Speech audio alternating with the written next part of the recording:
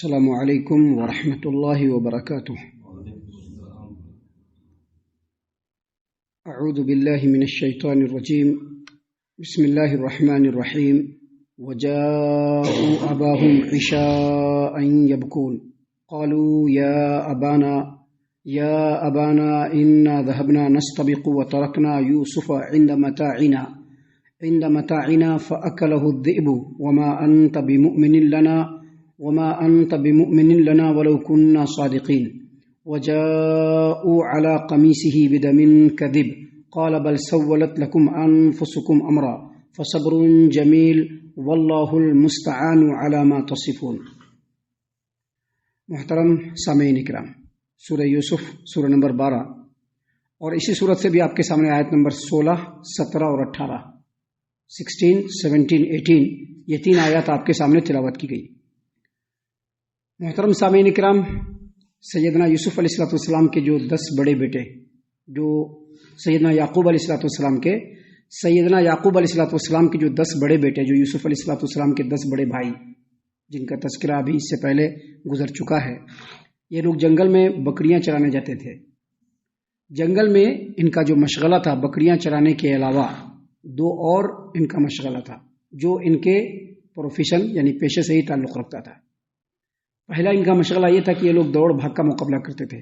اور اس کے پیچھے مقصد یہ ہوتا تھا کہ اگر کوئی درندہ یا بھیڑیا آ گیا تو اس کو بھگانے کے لیے اس کو دوڑ کر کے کسی طرح سے اس کو وہاں سے بھگا دیا جائے، اس کے لیے یہ لوگ دوڑ بھاگ کا مقابلہ رکھتے تھے۔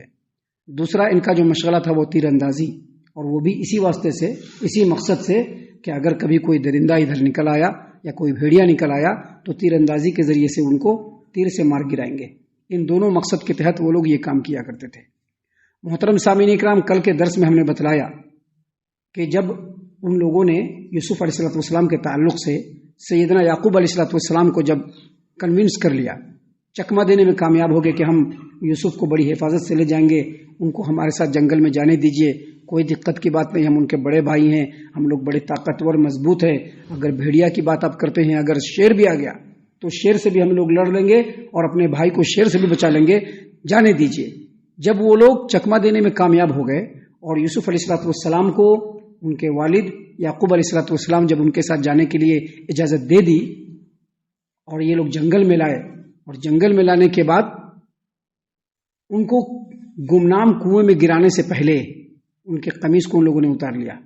گمنام کنویں میں گرانے سے پہلے ان کے قمیص کو ان لوگوں نے اتار لیا، اور کنویں کے اندر جب ان کو ڈھکیل دیا، ان کو گرا دیا، جیسا کہ پوری تفصیل کل کے درس میں ہم نے آپ کے سامنے بیان کی تھی کہ جب ان کو کنویں کے اندر گرا دیا اور اپنی سوچ اور اپنے خیال کے مطابق ان لوگوں نے یوسف کو ٹھکانے لگا دیا، حالانکہ ایسا نہیں ہوا۔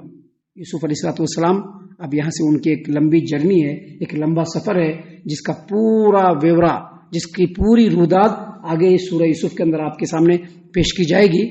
ان لوگوں نے اپنی سمجھ کے مطابق جب یوسف علیہ الصلوۃ والسلام کو ٹھکانے لگا دیا تو اب کیا کرنا چاہیے، چونکہ یہ لوگ عادی مجرم تو تھے نہیں، حسد کی آگ میں جل گئے، جس کی وجہ سے اپنے بھائی کو ہی ٹھکانے لگا دیا۔ حسد کی آگ نے ان کو اس چیز کے اوپر برانگیختہ کیا، کوئی عادی مجرم نہیں تھے۔ اب کون سا بہانہ بنائے؟ بہانہ بنانے میں تو ان لوگوں کو مہارت تھی نہیں، مکاری اور فریب کاری میں ان لوگوں کو مہارت تھی نہیں، حسد کی آگ میں ان لوگوں نے یہ جرم انجام دیا تھا۔ تو اب ان کے سامنے وہی ایک رستہ تھا جو باپ نے ان کے سامنے کہا تھا کہ مجھ کو ڈر ہے کہ اگر تم لوگ یوسف کو جنگل میں لے جاؤ گے تو بھیڑیا آ کر کے کھا جائے گا۔ ان لوگوں نے اسی کو بنیاد بنایا، اسی کو بہانہ بنایا، اور کیا کیا؟ ایک بکری کو یا ایک ہرن کو ذبح کیا، ذبح کر کے اس کے خون کو یوسف علیہ الصلوۃ والسلام کے قمیص سے آلودہ کر دیا، ان کو ملا دیا، اس میں مکس کر دیا، خون کو پورے کپڑے میں لگا دیا۔ اور جب دیر رات ہو گئی، عشاء کا وقت ہو گیا، اس کے بعد کا بھی وقت ہو گیا، تو وہ لوگ روٹتے پیٹتے اپنے باپ کے پاس آئے، جیسا کہ اللہ تبارک و تعالیٰ نے یہاں پر بیان فرمایا، وَجَاءُوا أَبَاهُمْ عِشَاءً يَبْكُونَ، رات کو روتے پیٹتے یہ لوگ اپنے والد کے پاس آئے، روتے ہوئے آئے، آہو بکا کرتے ہوئے آئے، اور آ کر کے کہا، قالو، کہا اے ابا جان، قالو یا ابانا، اے ابا جان، انا ذهبنا نستبق، ہم لوگ دوڑ کا مقابلہ کر رہے تھے،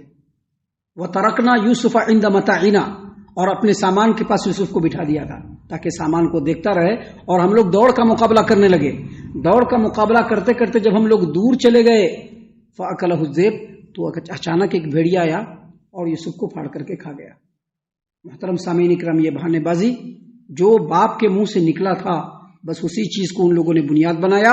اور بنیاد بنا کر کے اس قمیص کے اندر خون آلود کر کے، خون کو مکس کر کے، خون کو لگا کر کے باپ کے سامنے پیش کر دیا کہ دیکھیے یہی قمیص ہے یوسف کا۔ بھیڑیا آیا تھا، آ کر کے یوسف کو کھا گیا، بڑی مشکل سے یہ قمیص ہم بچا کر کے لائے۔ آگے انہوں نے مزید کہا، جیسا کہ ایک چالاک اور شاطر قسم کا انسان اپنی بات کو سچ بتانے کے لیے عموماً ایسا کہتا ہے، کیا کہا؟ وَمَا أَنْتَ بِمُؤْمِنٍ لَنَا وَلَوْ كُنَّا صَادِقِينَ، اگر ہم سچ بھی بولیں گے تو آپ نہیں مانیں گے، کیونکہ آپ نے تو پہلے ہی کہہ دیا تھا کہ مجھ کو ڈر ہے کہ بھیڑیا کھا جائے گا۔ اب آپ کو لگے گا کہ شاید ہم لوگ جھوٹ بول رہے ہیں، ویسے بھی ہم ہم لوگ آپ کے سامنے سچے نہیں ہیں، تو اگر ہم سچ بھی بولیں گے تو آپ نہیں مانیں گے۔ اللہ تبارک و تعالیٰ نے آگے وضاحت فرمایا ہے، اور اسی سے سمجھ میں آتا ہے کہ جو مجرم تھے انتہائی اناڑی مجرم، ہم نے پہلے ہی کہا کہ یہ لوگ عادی مجرم نہیں تھے، لیکن حسد نے اس جرم کے اوپر ان کو اکسایا۔ اللہ تبارک و تعالیٰ نے فرمایا وَجَاءُوا عَلَىٰ قَمِيصِهِ بِدَمٍ كَذِبٍ، وہ لوگ یوسف کے قمیص کو لے کر کے آئے، اس کے اوپر جھوٹ موٹ کا خون مل دیا تھا۔ جھوٹ موٹ کا خون کیسے ملا؟ اللہ تبارک و تعالیٰ نے مزید آگے فرمایا ہے کہ یعقوب علیہ السلام نے کہا،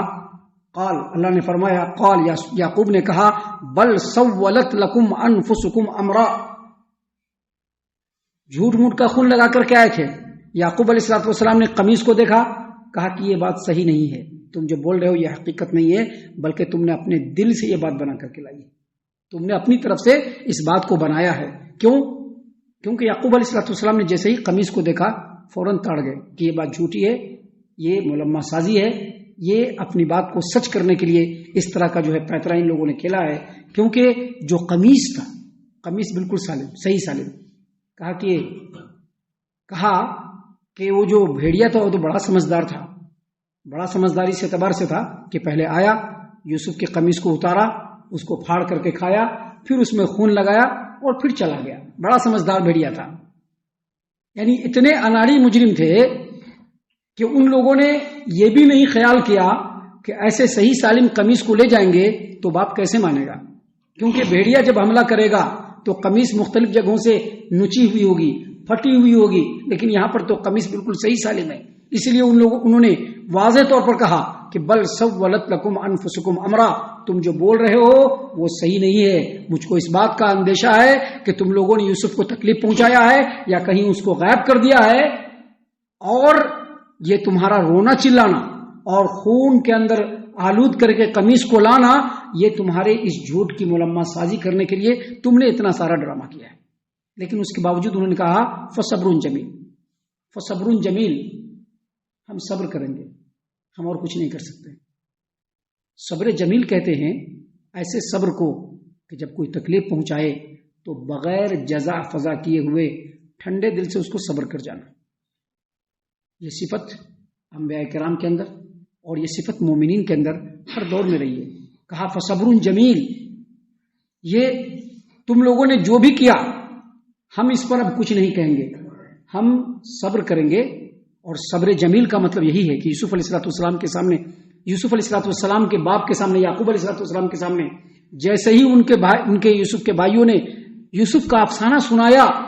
بس خاموشی اختیار کر گئے اور کہا فصبر جمیل، اب صبر ہی بہتر ہے، واللہ المستعان علی ما تصفون، اور جو کچھ تم بیان کر رہے ہو ہم اس معاملے میں اللہ تبارک و تعالیٰ کی مدد طلب کرتے ہیں۔ یہاں تک یہ واقعہ ہے۔ اب آگے سے واقعہ کا ایک نیا موڑ ہے جس کو اللہ تبارک و تعالیٰ نے آگے بڑی تفصیل سے اور انتہائی تدریج کے ساتھ بیان کیا ہے، جو ہم لوگوں کے لیے اس کے ہر پہلو کے اندر بہت ساری نصیحتیں ہیں۔ شرط یہ ہے کہ اس کو صرف سنا نہیں جائے، کیونکہ ہمارے یہاں ہوتا کیا ہے، سنتے ہیں اور اس کو دوسروں پر منتبت کرتے ہیں۔ ابھی اپنے اندر جو خرابیاں ہیں اس پر ہماری نظر نہیں ہے، ابھی جو کچھ سنا اس کو ہم نے ہمیشہ دوسروں پر منتبت کیا کہ ہاں دوسرے کے اندر یہ خرابی ہے، دوسرے کے اندر یہ خرابی ہے۔